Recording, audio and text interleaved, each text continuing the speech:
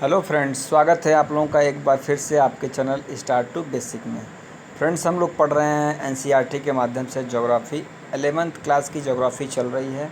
इसके पहले हमने 2 चैप्टर कंप्लीट कर लिए हैं, जिसके वीडियो चैनल पे अपलोड कर दिए हैं और आप उसको देख सकते हैं। आज फ्रेंड्स हम लोग चैप्टर 3 पढ़ेंगे और चैप्टर 3 का जो नाम है अपवाह तंत्र है। तो चैप्टर स्टार्ट करने से पहले एक जो है आप लोगों से सहयोग चाहेंगे कि कम से कम वीडियो में अंत तक ज़रूर बने रहें, और वीडियो पसंद आए तो चैनल को सब्सक्राइब, लाइक और शेयर करना ना भूलें। तो स्टार्ट करते हैं फ्रेंड्स।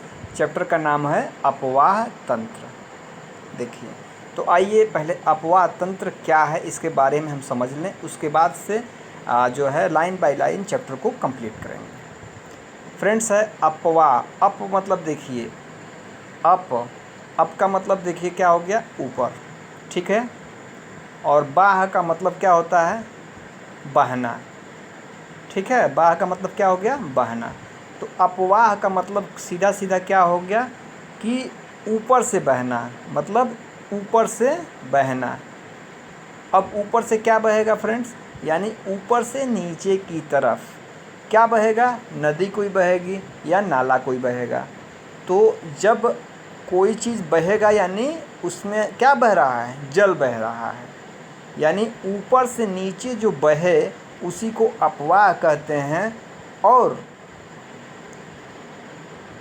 अब इस अपवाह के अंतर्गत क्या क्या आ गए, तो बहती हुई नदी आ जाएगी, नाले आ जाएंगे और वाहिकाएँ जो होती हैं उनको आप देख सकते हैं। तो आशा है कि अपवाह का मतलब आप लोग समझ गए, ठीक है। अब दूसरी चीज़ इसमें दे रहा है तंत्र, ठीक है। तंत्र का मतलब क्या है इसको समझ लीजिए। अपवाह तो आप समझ गए, अब तंत्र क्या होता है।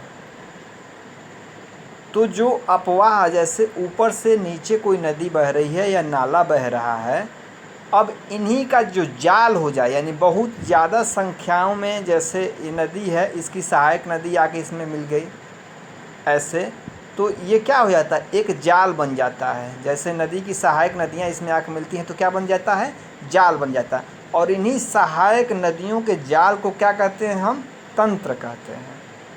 तो ये क्या हो गया, पूरा क्या हो गया, अपवाह तंत्र। आशा है कि आप चैप्टर के नाम को अच्छी तरह से समझ लिए हैं।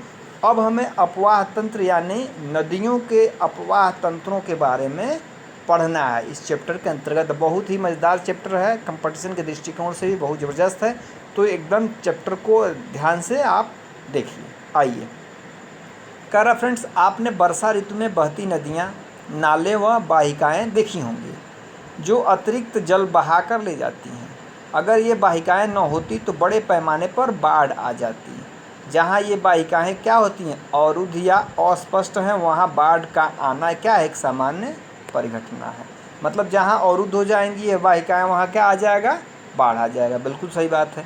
कह रहा है निश्चित वाहिकाओं के माध्यम से हो रहे जल प्रवाह को ही क्या कहते हैं, अपवाह कहते हैं। देखिए, यहाँ ये समझा रहे हैं कि कोई निश्चित जो है माध्यम है, माध्यम क्या है, तो वही है आपका नदी है, नाले हैं, जो भी हैं। इन वाहिकाओं का जो जल जो है प्रवाह होता है, मतलब इसमें जल क्या होता है, निश्चित रूप से आगे बढ़ता रहता है, तो इसी को क्या कहते हैं, अपवाह कहते हैं, ठीक है। इन वाहिकाओं के जल को अपवाह तंत्र कहा जाता है। जो वाहिकाओं का जो जाल है इनको क्या कहते हैं, अपवाह तंत्र कहते हैं, जैसा मैंने ऊपर आप लोगों से जिक्र किया। किसी क्षेत्र का अपवाह तंत्र वहाँ के भूवैज्ञानिक समयावधि, चट्टानों की प्रकृति एवं संरचना, स्थलाकृति, ढाल, बहते हुए जल की मात्रा और बहाव की अवधि का परिणाम है। मतलब अपवाह कह रहा है तंत्र वहाँ के किस चीज़ पर निर्भर करता था, समयावधि, चट्टानों की बनावट कैसी है। अगर चट्टानें क्या हैं, मुलायम है तो जल्दी वहाँ कट करके बहाव बढ़ेगा। अगर कठोर चट्टानें हैं तो हो सकता है कि नदी या नाला जो है अपना स्थान बदल ले, दूसरी तरफ से बहने लगे। तो वही कह रहा है। और ढाल कैसा है, तो ये सब चीज़ें क्या करती हैं, उसके परिणाम स्वरूप होती हैं। देखिए, कह रहा है कि आपके शहर या गांव के पास कोई नदी है, क्या आप कभी नौकायन करने अथवा नहाने के लिए गए हैं। क्या यह नदी बारहमासी है या अल्पकालिक है। क्या आप जानते हैं कि नदी सदैव एक ही दिशा में क्यों बहती है। ये सारी कुछ क्वेश्चन पूछ रहा है आपसे, तो इतना तो लगभग सभी लोग जानते हैं। कह रहा है भूगोल के अन्य 2 पाठ्य पुस्तकों में ढालों के बारे में पढ़ा होगा, तो क्या आप जल के एक दिशा से दूसरी दिशा में बहने का कारण बता सकते हैं? उत्तर हिमालय तथा दक्षिण में पश्चिमी घाट से निकलने वाली नदियाँ पूर्व की ओर क्यों बहती हैं? इसका तो सीधा आंसर है, देखिए अभी हम जब ढाल की बात चल रही थी तो पश्चिम घाट से जो निकलने वाली नदियाँ हैं वो पूर्व की ओर क्यों होती हैं? तो पश्चिमी घाट क्या है, ऊंचा है, और पूर्वी घाट क्या है, नीचा है। तो जब इधर से नदियाँ निकलेंगी तो किधर से किधर आएंगी? पूरब की तरफ आएंगे, सीधी सी बात है।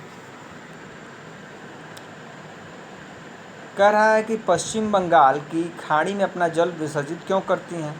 एक नदी विशिष्ट जल क्षेत्र से अपना जल बहाकर ले लाती है, जिसे क्या कहते हैं, जल ग्रहण क्षेत्र कहा जाता है। मतलब नदियाँ जिस जल को अपने क्षेत्र के साथ साथ ग्रहण करके लेकर आती हैं उसी क्या कहते हैं, जल ग्रहण क्षेत्र कहते हैं। ये चित्र में आप देख सकते हैं पर्वत की एक नदी है। कह रहा एक नदी एवं उसकी सहायक नदियों द्वारा अपवाहित क्षेत्र को क्या कहते हैं हम? अपवाह द्रोणी कहते हैं। जैसे कोई नदी बह रही है, ठीक है, और इसकी भी कोई सहायक नदी इसमें आके मिल रही है, ठीक है, कोई सहायक नदी आके मिल रही है, तो इसी को क्या बोलते हैं हम? इसको द्रोणी बोलते हैं, ठीक है। अब मुख्य अपवाह प्रतिरूप देख लेते हैं कि जो अपवाह पढ़ रहे हैं वह कितने प्रकार के होते हैं, उन प्रकारों के बारे में देखें। तो मुख्यतः 4 प्रकार के दिए हुए हैं। पहला क्या है? तो वृक्षाकार। इसमें किस तरह से होता है, कोई एक नदी इधर से बह रही है, कोई एक नदी इधर से बह रही है, कोई एक नदी इधर से आ रही है, तो इसका आकार किस तरह से है? ये नदियाँ ऐसे आती हैं तो ये वृक्ष के आकार की हो जाती हैं, वृक्ष की शाखाओं के आकार की, इसीलिए इसको वृक्षाकार कहा गया है।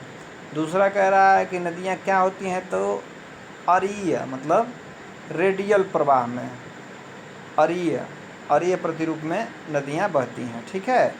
तो यह किस तरह का होता है? तो पहाड़ियों से जो निकलती हैं नदियाँ, जैसे अमरकंटक पहाड़ी से निकलने वाली नदियाँ किस तरह का प्रतिरूप बनाती हैं? अरीय बनाती हैं। उसके बाद से दे रहा है कि जब मुख्य नदियाँ एक दूसरे के समानांतर बहती हैं, जैसे मान लीजिए कोई नदी ऐसे आ रही है ऐसे, और इसी के समानांतर कोई और नदी बह रही है, तो इस तरह का जो होता है, और कोई नदी इसको समकोण पे आके काटती, इधर से आके बह रही है, ऐसे इधर से आके बह रही है, तो यह क्या बन जाता है? एक जाल बन जाता है, ये जाल बन जाता है नदियों का। तो इसको क्या कहते हैं हम? जालीनुमा प्रतिरूप कहते हैं। कह रहा है जब सभी दिशाओं से नदियाँ बहकर किसी झील या गर्त में विसर्जित हो जाती हैं, अब मान लीजिए सब इधर से भी नदी बह रही है, इधर से भी नदी बह रही है, इधर से भी नदी बह रही है, और इधर से भी कोई नदी बह रही है, और किसी झील या गर्त है मान लीजिए बीच में, इसमें आती हैं, तो इसको हम क्या कहते हैं? अभिकेंद्री कहते हैं। और अगर इधर से बाहर की तरफ निकलती हैं तो इसको क्या कहते हैं? अपकेंद्री कहते हैं। तो यानी चारों तरफ से नदियाँ जब आ करके किसी झील या गर्त में गिरे तो उसको हम क्या कहते हैं? अभिकेंद्रित कहते हैं। तो इस तरह से हमने पढ़ लिया क्या? जालीदार पढ़ लिया, आर्य पढ़ लिया, और वृक्षाकार पढ़ लिया, और अभिकेंद्रीय प्रतिरूप पढ़ लिया। मुख्यतः 4 प्रतिरूप, एग्जाम में इस तरह के प्रतिरूपों के बारे में पूछता रहता है।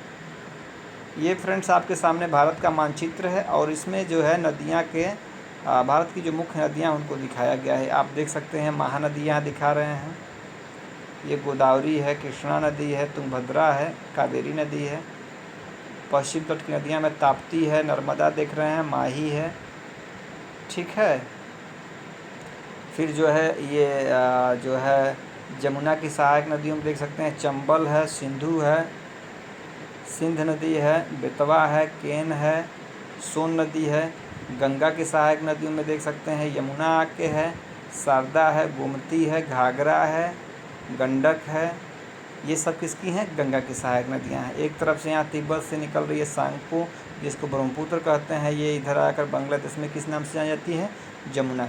तो ये सब नदियों का इधर आप देख सकते हैं पश्चिम की तरफ में सिंधु नदी है, यहाँ से निकलती है ऐसे, और सिंधु नदी को जो है पाकिस्तान में मिठानकोट में ये पंचनद जो होती हैं, जो पंजाब से निकलती हुई नदियाँ जो होती हैं, जिसमें क्या क्या है?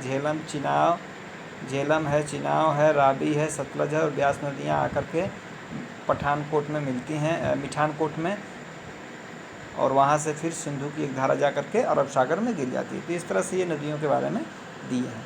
आइए नीचे देखते हैं। कह रहा एक अपवाह द्रोणी को दूसरे से अलग करने वाली सीमा को क्या कहते हैं? जल विभाजक कहते हैं। जैसे जल विभाजक क्या कहते हैं?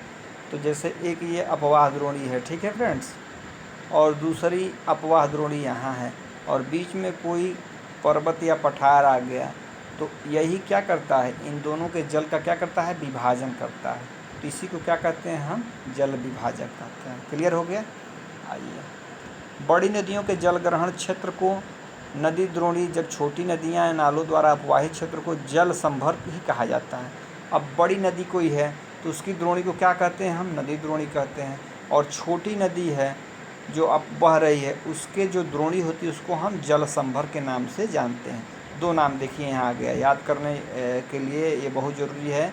बड़ी जो नदी अगर बहती है तो उसके जल संग्रहण क्षेत्र को जो कहते हैं, जैसे मान लीजिए ये बड़ी नदी कोई है, ठीक है, इसी में जल रहेगा ना, ये इस जल संग्रहण क्षेत्र को क्या कहते हैं, हम नदी की द्रोणी कहते हैं। लेकिन कोई अगर छोटी नदी जा रही है उसका ये जल संग्रहण है तो इसको क्या बोलते हैं, हम जल संभर बोलते हैं। जल संभर का आकार क्या होता है, छोटा होता है। तो नदी द्रोणी एवं जल संभर एकता के परिचायक हैं। ये दोनों क्या हैं, एकता के परिचायक है, मतलब एक समान ही हैं, लेकिन आकार और जो है आकार के हिसाब से जल द्रोणी, नदी द्रोणी और जल संभर कहा जाता है। इनके एक भाग में परिवर्तन का प्रभाव अन्य भागों एवं पूर्ण क्षेत्रों में देखा जा सकता है, इसलिए इन्हें सूक्ष्म, मध्यम व बृहद नियोजन इकाइयों क्षेत्रों के रूप में लिया जा सकता है। कह रहा भारतीय अपवाह तंत्र को विभिन्न आधारों पर वर्गीकृत किया जा सकता है। समुद्र में जल विसर्जन के आधार पर इसे दो समूहों में बांटा जा सकता है। अब देखिए, अब ये जो जल जो है नदी द्रोणी है, इनको जो है दो भागों में इन्होंने बांट दिया। सीधा सीधा से कहा जाए तो एक जो है अरब सागर में गिरने वाली नदियां हैं उनका अपवाह, और दूसरा क्या है, बंगाल की खाड़ी में गिरने वाली नदियों का अपवाह। अब ये अपवाह तंत्र कहाँ दिखा रहा है, तो देखिए दिल्ली से कटक, अरावली एवं सह्याद्री द्वारा क्या हुए हैं, अलग हुए हैं। जो अलग हुए हैं दिल्ली और कटक, कटक कहाँ है, उड़ीसा में है। दिल्ली देख रहे हैं अगर पश्चिम साइड में है तो उड़ीसा किधर है, तो पूरब की तरफ है। तो इनके बीच में अरावली और सह्याद्री क्या करते हैं, ये जल विभाजक का काम करते हैं। ठीक हो गया। कुल अपवाह क्षेत्र का लगभग जो है 77% भाग, जिसमें गंगा, ब्रह्मपुत्र नदी और महानदी, कृष्णा आदि नदियाँ शामिल। अब देखिए 77% जो अपवाह होता है, जो जल मतलब नदियों के द्वारा ला कर के समुद्रों में गिराया जाता है, उसमें से 77% जो जल है वो कौन कौन सी नदियाँ उसमें मुख्य हैं, तो उसमें गंगा है, ब्रह्मपुत्र, महानदी, कृष्णा आदि नदियाँ जो हैं 77% जल जो है ग्रहण करके और कहाँ विसर्जित करती हैं, तो ये बंगाल की खाड़ी में विसर्जित करती हैं पूरब की तरफ। ठीक है। और 23% जो जल है इसमें कौन कौन सी नदियाँ हैं, तो पश्चिमी घाट या पश्चिम की तरफ यानी अरब सागर में जो नदियाँ गिरती हैं उसमें क्या है, सिंधु, नर्मदा, ताप्ती, माही और पेरियार नदी हैं। ये 23% जल जो है अरब सागर में गिराती हैं। अब जल संभर क्षेत्र के आकार के आधार पर भारतीय अपवाह द्रोणियों को जो है 3 भागों में बांट दिए हैं। जल संभर क्षेत्र के आकार के आधार, जल संभर क्षेत्र का मतलब जो छोटी नदियाँ हैं उसके आधार पर इन्होंने द्रोणियों को कितने भाग बांट दिया, 3 भागों में बांट दिया। पहला क्या है, तो प्रमुख द्रोणी, नदी द्रोणी, जिनका अपवाह क्षेत्र कितना है, तो 20,000 वर्ग किलोमीटर से अधिक है। इसमें कितनी नदियां हैं, तो 14 नदियां आती हैं, जिसमें कौन कौन से मुख्य हैं, गंगा, ब्रह्मपुत्र, कृष्णा, ताप्ती, नर्मदा, माही, पेन्नार, साबरमती, बराक हैं। ठीक है। मध्यम द्रोणी की जो हैं उनको 2,000 से लेकर के और 20,000 वर्ग किलोमीटर के बीच में जो हैं वो मध्यम द्रोणी हैं। इसके अंतर्गत ज़्यादा नदियाँ हैं, कितनी हैं, तो 44 नदियाँ हैं। मुख्य नदी कौन कौन सी है, तो कालिंदी है, पेरियार है, मेघना आदि हैं। और लघु नदी क्या होता है, तो जिनका अपवाह क्षेत्र 2,000 वर्ग किलोमीटर से कम हो उनको हम लघु जो है नदी द्रोणी कहते हैं। इसमें न्यून वर्षा के क्षेत्र में बहने वाली बहुत सी नदियाँ आती हैं। अब इसमें जो है जहाँ वर्षा बड़ा कम होता है वहाँ की नदियाँ इसमें आती हैं। तो क्लियर हो गया, अपवाह के अनुसार 3 बांट दिए इन्होंने नदी द्रोणियों को, 20,000 वर्ग किलोमीटर और 2,000 से 20,000 वर्ग किलोमीटर के बीच में, और एक 2,000 वर्ग किलोमीटर तक। कह रहा है कि ऊपर जो चित्र आप देखेंगे तो पाएंगे कि अनेक नदियों का उद्गम स्रोत क्या है, हिमालय पर्वत है, और वे अपना जल बंगाल की खाड़ी या अरब सागर में विसर्जित करती हैं। उत्तर भारत की इन नदियों की पहचान कीजिए, कह रहा पहचान कीजिए उत्तर भारत की जो नदियां हैं। आपने पढ़ा गंगा है, राप्ती है, बाणगंगा है जो है, उसके बाद से घाघरा है, गंडक है, सब नदियाँ उत्तर भारत की नदियाँ हैं। कोसी है, सब तो हैं। कह रहा है प्रायद्वीपीय पठार की बड़ी नदियों का उद्गम स्थल क्या है, तो पश्चिमी घाट है। ये नदियाँ बंगाल की खाड़ी में जल विसर्जित करती हैं। दक्षिण भारत की नदियों की भी पहचान कीजिए। दक्षिण भारत की जो नदियाँ क्या है, देखिए महानदी है, गोदावरी है, कृष्णा है, कावेरी है, ये सब तो है जो बंगाल की खाड़ी में जल विसर्जित करती हैं। नर्मदा और ताप्ती जो दो बड़ी नदियां हैं, इसके अपवाद हैं। ये किधर करती हैं, तो ये पश्चिमी तट पर गिरती हैं, यानी अरब सागर में अपना जल गिराती हैं। पश्चिमी तटीय क्षेत्र में कोंकण से मालवाड़ तक बहने वाली नदियों के नाम बताइए। जो देखिए कोंकण तट जैसे जो है गुजरात से जो है महाराष्ट्र है, महाराष्ट्र से फिर केरल है, इन तटों पे जो नदियाँ जल गिराती हैं उनका कह रहा है नाम बताइए।